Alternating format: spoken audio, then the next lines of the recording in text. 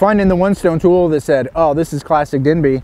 Okay, great. What else is here? Because all this other stuff is very rare for any known sites of these early Paleo-Eskimo sites. It's very rare.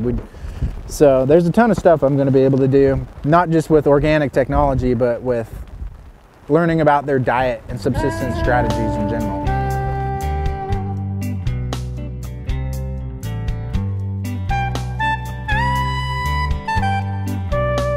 Matcharak Lake is different because it's buried in a sealed layer. We know everything that we find within that deposit relates to the Denby Flint complex. That makes it very significant. All these unique kinds of information combined at the site make it one of the most significant that we have in the Central Brooks Range and Gates of the Arctic National Park.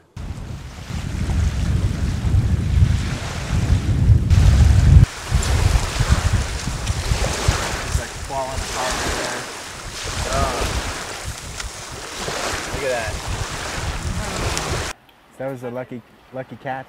Forget digging and start fishing from now on.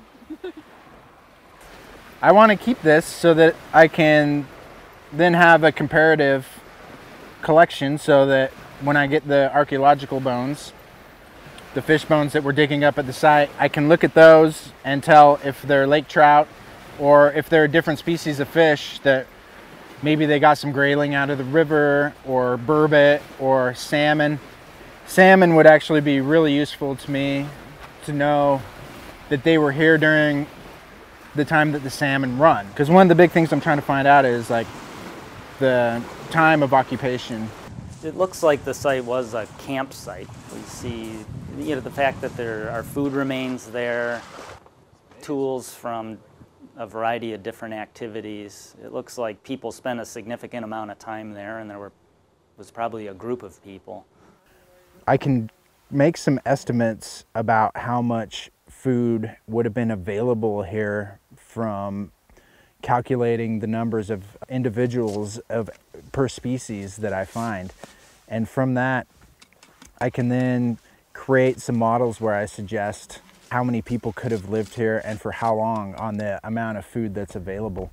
Maybe this all occurred in 1 year with a very large group, or it could have been over 50 years with a bunch of small groups coming here. Don't lose the rod.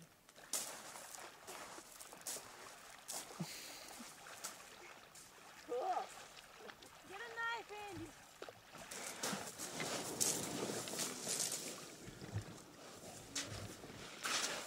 Keep it tight.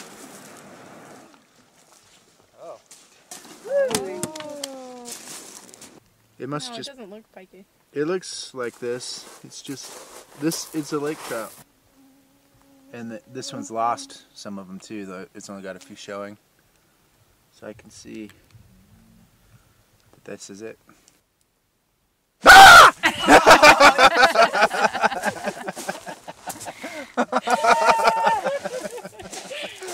Modern humans have essentially been modern human anatomically for the past 100,000 years.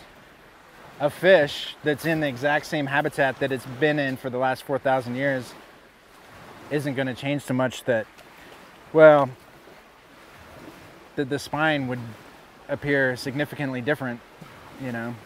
We did find two other tools that are reminiscent of bone points, which what their actual function was is uncertain. I've had some other folks, Herb Mashner has seen similar tools like this in western Alaska in Aleutians that are of a similar age and older that they've interpreted to be part of fishing gear or part of the Leicester prong.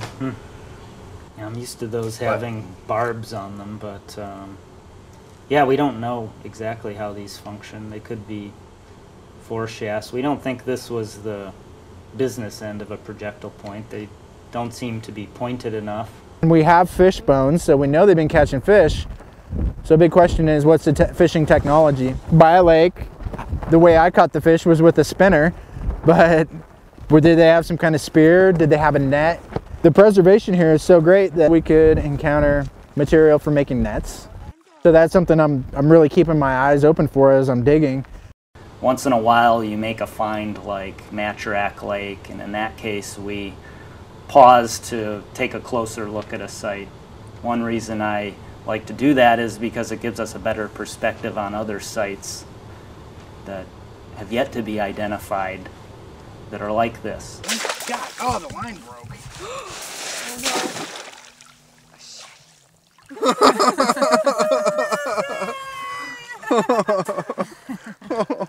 It's a world record catch. Wait in. Wow. This is a record. Some of the organic tools also that we found are very similar to some of the bone tools that are of a similar age and older in the Aleutian Islands. So you start to wonder about these connections between the coastal people, and I imagine all these migrations and just trading relationships that people have had in Alaska for the last 5,000 years. It's pretty amazing.